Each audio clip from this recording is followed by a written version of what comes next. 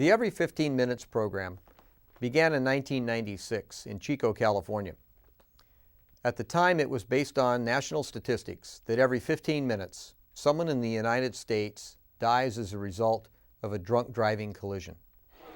This program is specifically aimed at junior and senior aged high school students, and the program is put on toward the end of the school year, specifically during the time of prom, graduations, and the beginning of summer.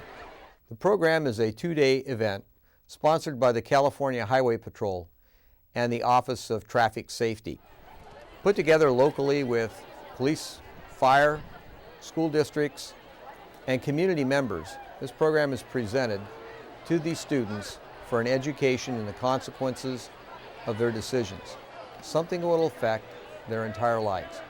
It will affect their friends, their families, and their day-to-day activities. The program that you are about to see is what the Glendale High School students saw during the presentation at their school.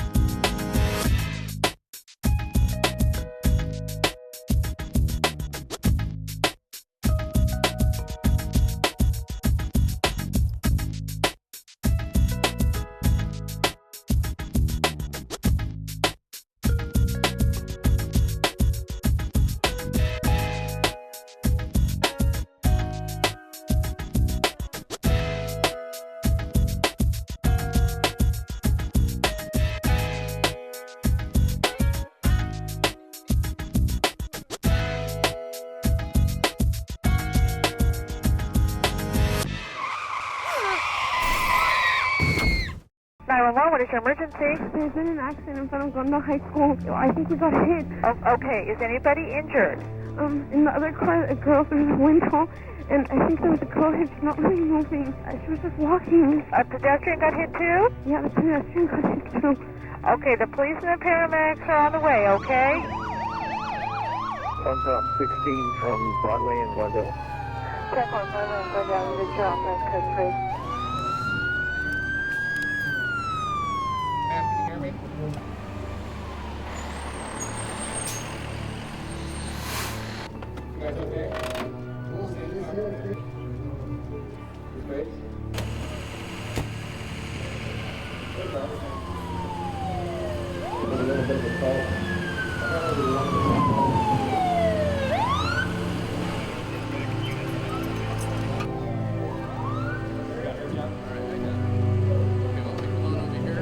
Help you get her out. Get her going. Drag her up together. That's all, Bill.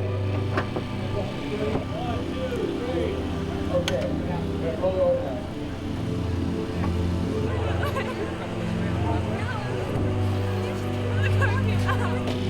Why am I smelling out? 2, 3. I'm smelling an odor of alcohol. What are they drinking?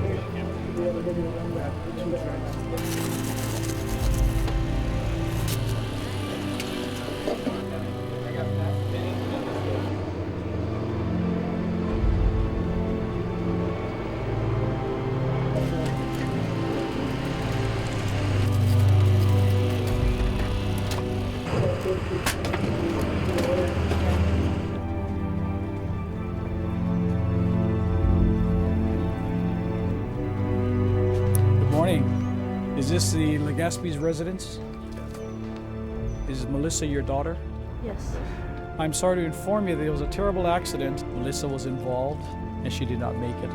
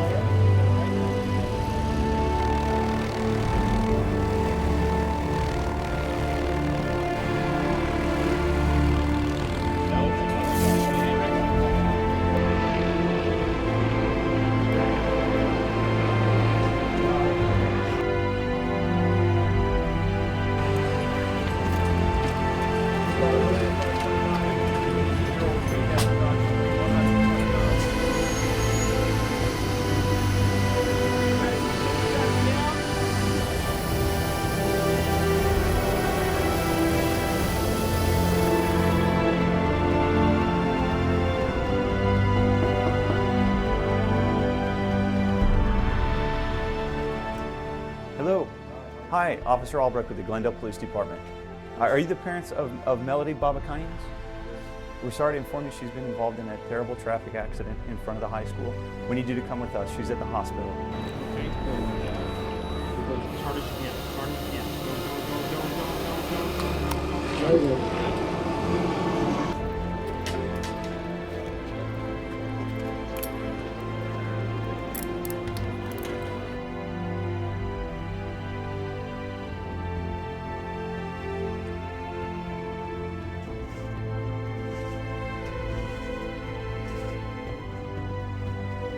She doesn't have any more injuries. We gotta start another IV on this one.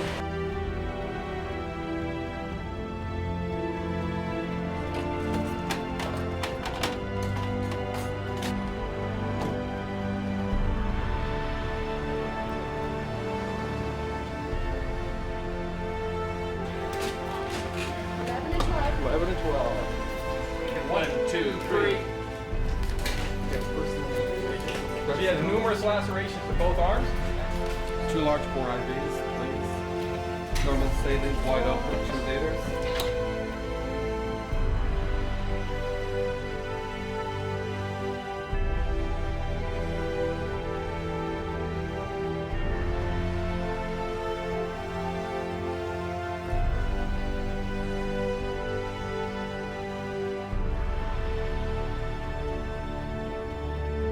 You're in charge. Here. This way. I need x-ray in here to do Back a Okay, we'll just x-ray in look here around. to do a C-spine. Hello? Is the patient responsive, not your verbal, but does it respond to pain? She responds to pain. Abdomen, let's take a look and see what we have on the abdomen.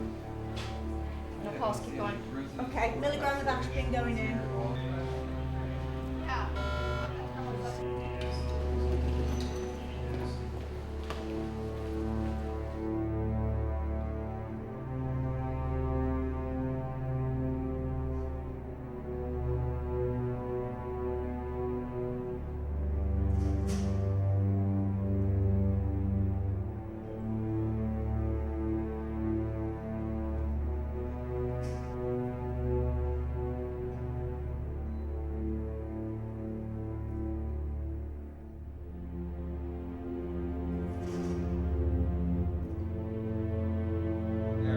Pelvis x-ray does not show any fractures as well. That appears to be stable.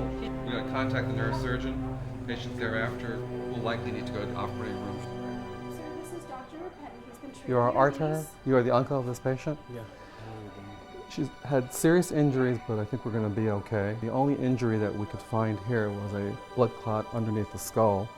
We have a neurosurgeon waiting in the operating room to correct that, but she should otherwise do well. We don't find any other significant injuries. So she was very fortunate in this accident. Still no pulse. Okay, I do not feel a pulse. Does anybody else confirm if there's no pulse? Confirm we have a systole on the nerve. Nothing. No pulse, doctor.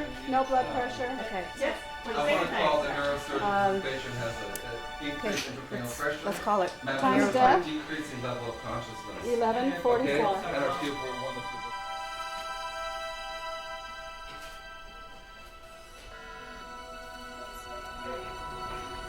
Hi, I'm Dr. Mastery. How are you? How are you? Go ahead and have a seat. What do you know? What do you know has happened so far? Not much. Just she was involved in an accident. That's all. Okay. How's she doing? Well, she was involved in a very serious accident and she had some very significant injuries. There was another fatality on the scene. When she came to us, her heart was not working, and we had to do CPR. And I'm sorry, but she did pass away.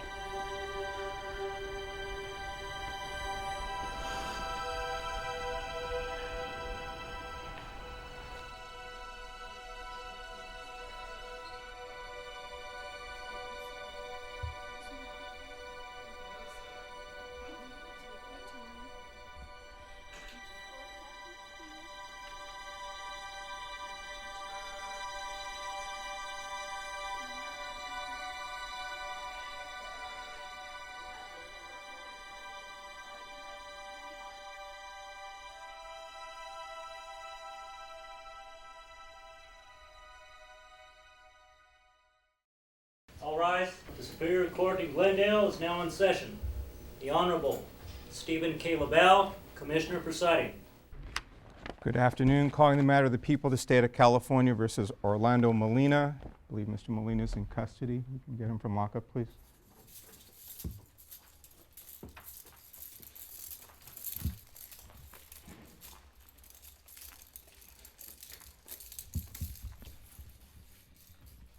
We're on the record in the matter of the people of the state of California versus Orlando Molina, felony case number GS 052307.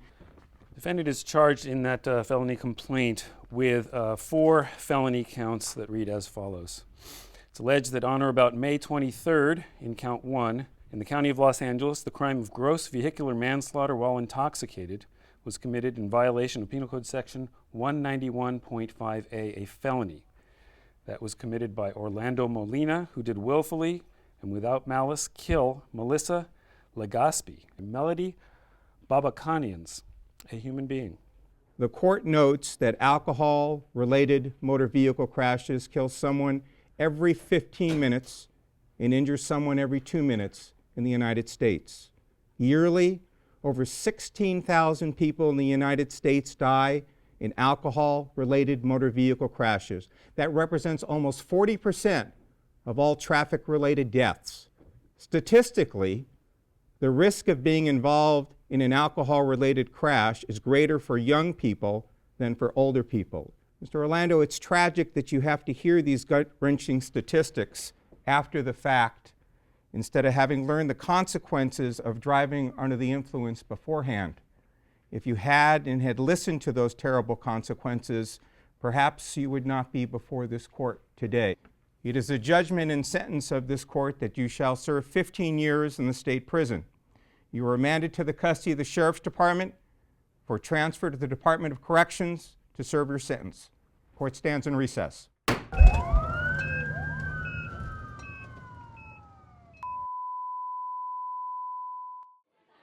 On the first day of the event, 2 teachers are made up to represent the Grim Reaper, the figure that most people associate with death.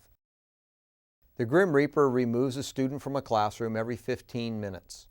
Every 15 minutes representing the death of someone at the hands of a drunk driver.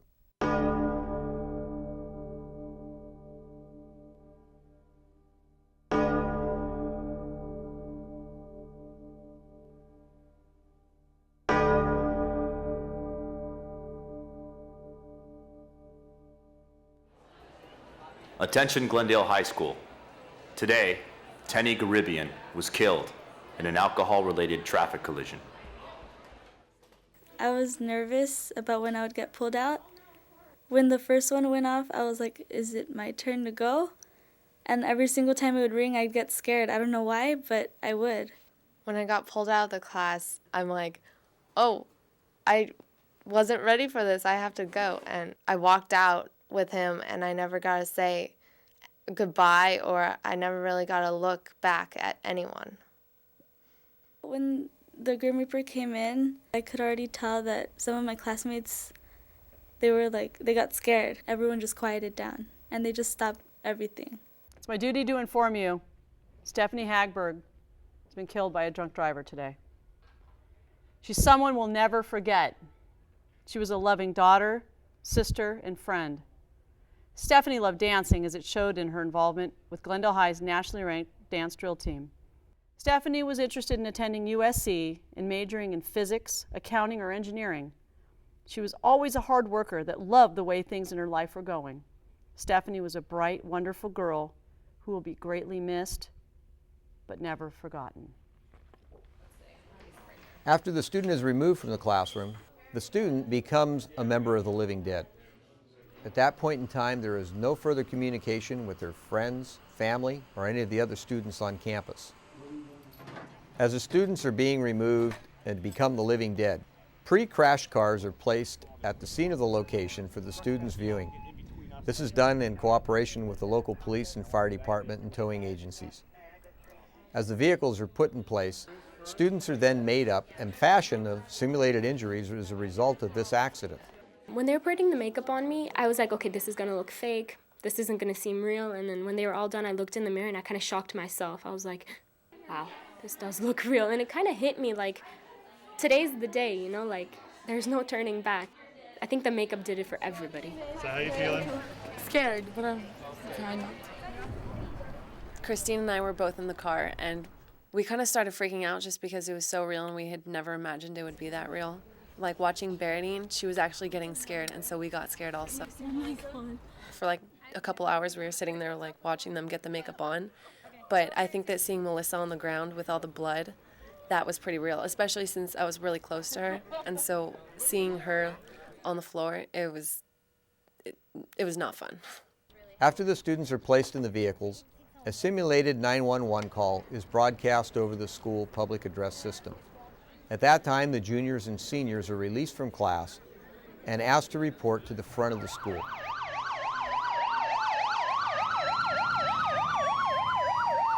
I was just watching the whole thing happen, and it was so fast and quick that you never really got to think about what was going on. I was sitting on the curb, and I looked across the street at my friends who were the living dead. I saw one of my friends, Yashar, he's not the type to get upset. He's always laughing, but seeing him so upset made me so upset, and I started to sob. The whole time I was standing on the curb, I was watching Melissa like, why aren't they picking her up first? Why aren't they picking her up first? And then I realized, well, she's dead. She can't be picked up first. They have to save everybody else. When I heard the jaws of life cracking the metal of the car, I got kind of scared because I was like, okay, this sounds like it's a little too close to me. And they started shattering the glass and it was hitting the sheets. It was scary, but at the same time I felt comforted because the fireman was next to me saying, it's okay, you're gonna be fine. Don't worry about anything, I'm right here. It was comforting that he was there. When I was laying there on the ground, it was really sad because all I could think about was my mom. And I realized, like, you don't get a second chance. Like, I could have actually died that day and not been able to say bye to my parents or say I love you to them. I was just thinking about my friends and how me being dead would impact them. Like, I wouldn't be able to walk across the stage with them. I wouldn't be able to go to prom with them. Like, it's weird that one person dying can affect so many other people. I had a chance to actually see it from across the street, and I knew everything was fake, and I knew all that, but the thing that really got me was when the coroners came by and threw the white sheet on top of her. That kind of shocked me for a second. I thought they were going to put her in a body, but I had to leave before they did that, you know. It was pretty powerful. When they were wrapping up Melissa, I was basically thinking, what if she really died and I would never get to see her again? Being that I am a parent, I wanted to make that decision myself to attend from day one, because allowing my child to do something like this, I wanted to be part of it. I wanted to see what she was looking at, and this way when she would get home, I would be able to talk to her about what she went through at that moment and what I was feeling at that moment. She was a driver that was extricated from a two-vehicle TC with one fatality on the sidewalk. When I was in the hospital, there were doctors talking, saying medical terms I couldn't understand, and for a second it felt like I was actually injured. My uncle is not the type of person where they will show that they're scared or worried. I've always looked up to him as like this very tough, strong guy who can take anything. And after he told me, he was like, when I saw you, the makeup looked so real, I was actually scared that something was really wrong with you. So it shook him up a bit. When we were in the court and we saw Orlando come in, I felt terrible. I realized like it could happen to anyone. And Orlando was such a nice guy. But if you're a nice guy, things can still happen to you, and you still would get in trouble. 15 years in jail, that's losing your whole college career. It's losing your whole beginning of your life. You have to live with that for the rest of your life. It's not unusual for me at all to get cases with a blood alcohol content over 0.15 and over 0.20, many over 0.20. That's somebody who's pretty blasted when they're driving. That's how people end up dead. During the evening portion of the program, the living dead or core group are then taken to a hotel conference room. All phones, pagers, text message capabilities are removed because the student, if they're dead, has no way of communicating with the family. At the retreat, the students had the opportunity to listen to an individual who's been affected by a drunk driving accident. I didn't expect it to be the person that actually caused the death. So when I found that out, I was glad to hear from his side, because I've heard stories from the other end, like people that have lost someone in their life. My life has changed forever from that decision to drive home that night. I was charged with gross vehicular manslaughter. I'm now a felon. The 6 months in county jail were the worst 6 months of my life. I didn't think I'd make it through it. To see that it actually happens to real people and that he didn't mean to do it and he was a responsible person before that, it was really upsetting to see how destroyed his life was because of one dumb decision. I can't find work, to tell you the truth. I was the executive chef of a fine dining restaurant before this happened, and haven't had any difficulty finding work prior to this accident, and now nobody will hire me. Everybody does a background check because there's such liability in hiring a felon. By seeing his face, he almost looked, he was so tired with his life and going through all the destruction of his life that he almost looked dead himself. You don't have to be a criminal, you don't have to carry a gun, you don't have to be a violent person, but you can kill somebody by just being irresponsible and reckless and drinking. He didn't intentionally kill them, but he did it and he has to deal with it. He has to replay that memory in his mind over and over and over again, and it's never going to leave him. His life's changed forever. It's never going to go back to the way it was before. The students then have the opportunity to share their feelings amongst each other and counselors who were at the overnight retreat, and express what their feelings were while observing and being involved in the make-believe drunk driving accident. The retreat was a good closure because there were so many emotions and so many thoughts going through my head that I needed someone to vent to. And it was nice to be able to talk about it with the other students who were involved and feeling the same way. I didn't have the courage to raise my hand and say it, and other people were saying it for me. So just the fact that I knew that I wasn't alone in what I was thinking, how I was feeling, it was comforting, but still very emotional. Additionally, the students are given the opportunity to discuss and understand the criticalness of making decisions as they grow into adulthood. This teaches the responsibilities that even insignificant decisions can make. Not the fact that you alone are the drunk driver, but maybe just getting in the car or having a friend who's in that situation and trying to help them. I heard stories and I never thought they were real. I thought they were just made up sometimes, but when I heard their stories, it just made me cry and it made me sad. It made me miss everybody in my life. And I was hoping that I would never, nothing would ever happen to me like what happened to them, because I would be so upset with myself and I'd be upset to have to put my parents or my friends through that, because I would never want them to have to live through my mistake or my not thinking, and it puts them in a situation where they have to live with it. That's probably when it started to actually hit me. I started thinking about everything that we had done that day, and it all just sunk in. I found myself texting her on her cell phone that I'm missing you already. And I caught myself doing that, saying, gee, I'm writing this as if she's actually gone, because she is so hardcore into texting.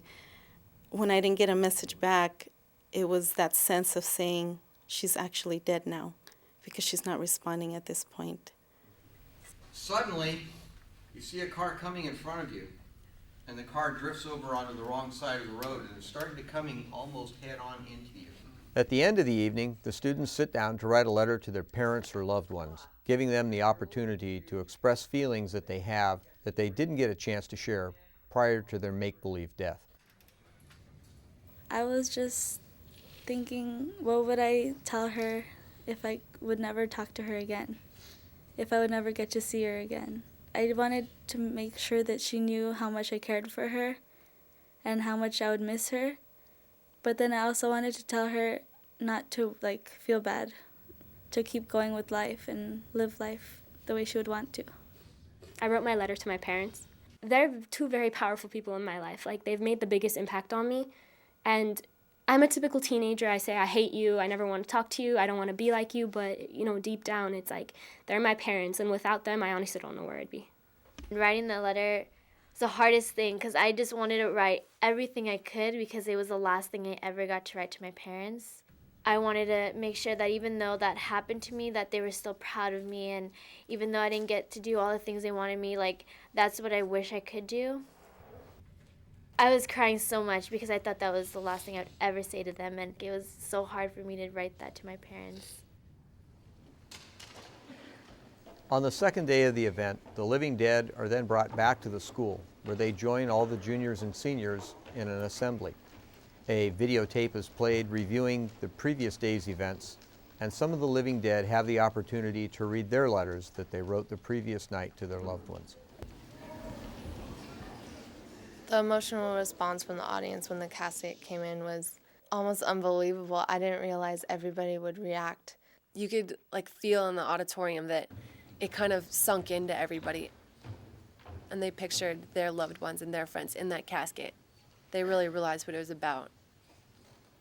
The casket that you see represent everyone on the stage, and the other 15,900 plus people that die every year as a result of driving under the influence collisions. Notice I said collisions, not accidents. Because if you get in a wreck and you're drunk, it's not an accident. Dear Mom and Dad, every 15 minutes, someone in the United States dies or is seriously injured in an alcohol-related incident. Today I died. I've often said that when I grow up, I don't want to be anything like you two.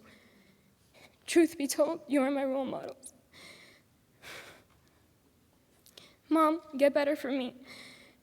Make sure to always have good memories of me pushing you to go on. Dad, I'm always going to be with you no matter what. I'll always be Daddy's little girl. Don't ever forget that. I love you both. Don't think about what my life could have been. Think about how you two have impacted the 17 amazing years you gave me. Love always, Barry Dean. Dear Mom, every 15 minutes someone in the United States dies or is seriously injured in an alcohol-related accident. I died today, no more tomorrow. I'm sorry I couldn't make you proud by walking across stage. I'm sorry I couldn't show you the man you've raised me to be. I'm sorry for any time I ever made you feel an ounce of sadness because it was the last thing I ever really wanted to do. You mean the world to me, and all I ever wanted to do was make you proud and happy to call me your son. This morning, I said goodbye to you like it was any other day. And right now, I would give anything to be with you and hug you and say goodbye and never let go. I don't even remember if I told you I love you when I last saw you. Hopefully this teaches a lesson to all that any day you could be gone and you won't get another chance to revive your unfinished business. I'm praying more people will be more responsible after all of this. Every person that walks into your life is a lesson waiting to be learned. Love always, Roxy.